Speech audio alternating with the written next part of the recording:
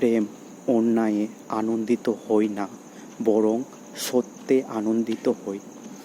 আমি এই উপাদানটিকে আন্তরিকতায় বলছি। যে ভালোবাসে সে তার সহমানবকে যতটা ভালোবাসে, সত্যকেও ততটাই ভালোবাসবে। সে সত্যের আনন্দিত হবে, কিন্তু তাকে যা বিশ্বাস করতে শেখানো হয়েছে তাতে নয়। মতবাদ সত্য নয়, গির্জা সত্য নয়। এই বাদ বা সেই বাদ এ নয়।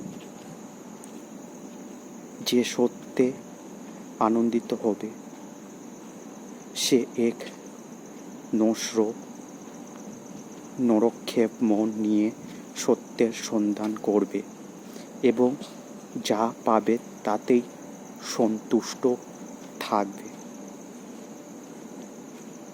সম্ভবত ভালোবাসার এই গুণটি বর্ণনা করার জন্য আন্তরিকতা শব্দটি সেরা নয়, কিন্তু আমি এর চেয়ে ভালো কোনো শব্দ খুঁজে পাচ্ছি না।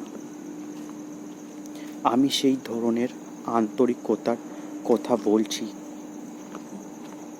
না যা অন্যকে অপমান করে, যা আমরা কতটা ভালো তা দেখানোর জন্য অন্যের ভুলের ওপর ঝাঁপিয়ে পড়ি।